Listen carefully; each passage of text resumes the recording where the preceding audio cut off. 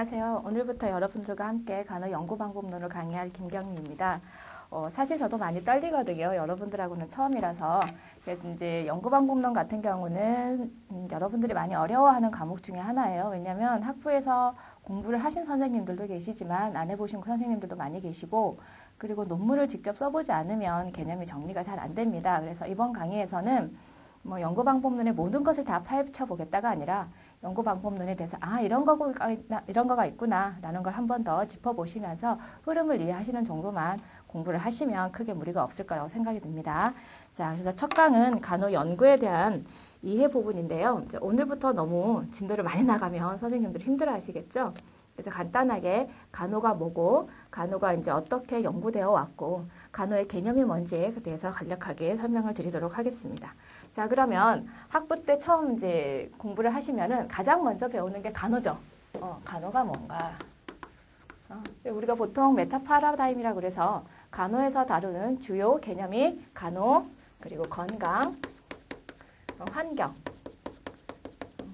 인간, 이런 개념에 대해서는 아마 귀에 딱지가 않도록 들으셨을 거예요. 그래서 여기에서는 중요하게 다루는 게 이 나머지 개념보다는 이 간호라는 개념을 가지고 어떻게 연구에 적용을 하는가라는 걸 봐야 돼요. 그러려면 일단 간호에 대한 정립이 있어야 되겠죠. 그래서 여러분들 이제 교재에 나와 있는 것처럼 여러 학자들이 간호에 대해서 정의를 내렸습니다. 그거는 이제 학부 때도 열심히 오셨을 테고요. 그때 이제 공통적으로 나오는 거가 간호는 돌봄이라는 거. 여기에 대해서는 다들 동의하시죠? 그리고 예술이면서 과학이다라는 말을 쓰는데, 자, 여기서 이제 중요하게 봐야 될 거는 과학이에요. 계속 나오는 말이거든요. 왜 과학일까? 그 다음에 간호는 대상자 중심이다. 그리고 전인적인 간호다라는 말을 많이 쓸 거고요. 결국은 목적은 뭐냐면 이 대상자 중심으로서 대상자가 건강을 유지하고 회복하고 증진하는데 그 목적이 있다라고 보시면 되겠죠. 그러니까 간호가 결국은 인간을 대상으로 해서 인간의 건강을 유지, 증진시켜주는 게 목적이라면 연구도 결국은 뭐예요? 간호의 궁극적인 목적을 따라간다라고 보시면 되겠습니다. 그래서 이제 이런 간호를 정의를 내리는 거는 어떤 개념에 의해서 내리냐면 그냥 간호라고 하면 막연하죠. 간호 엄마가 돌보는 거. 그렇게 내리면 그건 구체적이지 않고 과학적이지 않다고 말을 해요. 그러면 여기서처럼 간호를 구체적인 하나하나의 개념을 설명을 하면서 체계적으로 정의를 내렸죠. 그래서 이런 거를 뭐라 그러냐. 간호 실무에서 핵심 영역을 현상을 정의를 한 것인데 좀 더 과학적으로 설명했다라는 말을 사용을 하게 됩니다. 그래서 연구는 그러면 여기에서 이제 연구라는 개념을 도출해 볼 수가 있는데 이런 말들을 어떻게 해서 만들어졌느냐. 그냥 아무 생각 없이 간호를 하다 보니까 실무에서 임상을 하다 보니까 이런 말들이 그냥 자연스럽게 나오더라 이게 아니에요.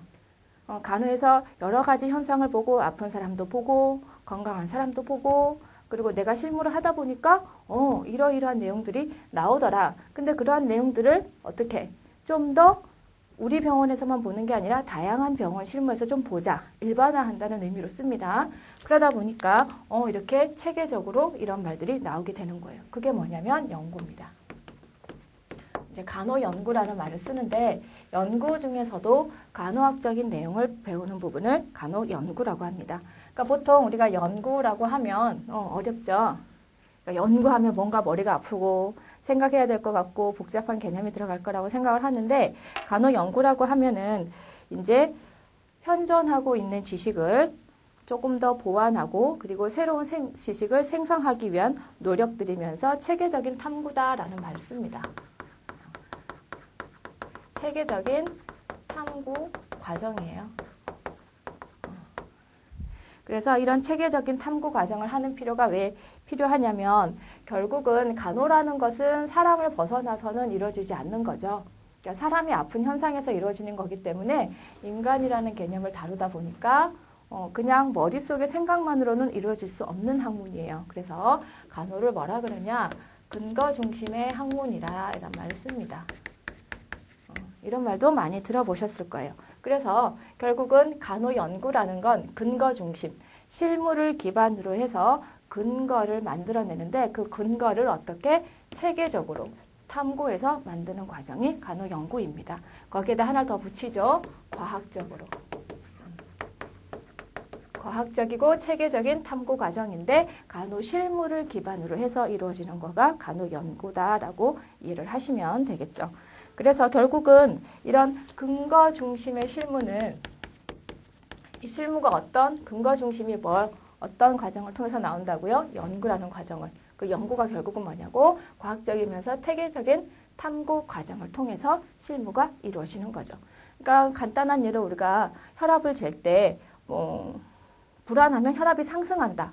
그거는 임상에서 많이 나왔던 개념이죠. 그렇지만 어느 정도 상승하느냐, 그리고 불안하면 혈압만 상승하느냐, 이런 것만 보기보다는 다른 땀이 난다, 어쩐다, 저쩐다 이런 것들도 전부 다 내가 조사하고 연구하고 결론을 얻어내서 결국은 이 사람이 불안하구나라는 결론을 내릴 수가 있는 거예요. 그런 것처럼 연구도 그렇게 근거 중심으로 이루어진다라고 보시면 되겠습니다.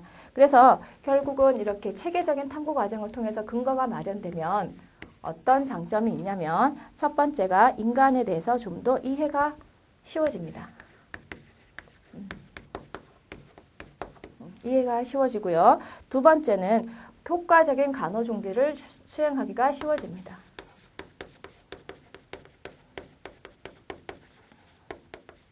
내가 어떤 일을 하는데 근거가 있으니까 명백한 지식을 가지고 수반할 수가 있게 되는 거고요. 그리고 이런 근거 중심, 내가 과학적인 과정을 통해서 만들어진 근거는 비용 산출에 있어서도 효과를 볼 수가 있는 거죠. 그래서 보건의료 체계 내에서 질적, 비용 효과적 간호를 제공하는 데 있어서도 간호 연구를 활용을 할 수가 있습니다. 그러니까 결국은 간호의 궁극적인 목적을 달성을 하기 위해서 하나의 도구로서 연구가 이용이 된다라고 보셔도 되고, 또 연구는 간호를 발전시키기 위한 수단으로서 이용될 수도 있고 결국은 상호 보완적인 관계다라고 보시는 게 훨씬 더 좋은 개념이라고 보겠습니다. 자, 그러면 제일 중요한 개념이 여기서는 대충 간호가 뭐고 연구가 뭐다라고 이해를 하셨으면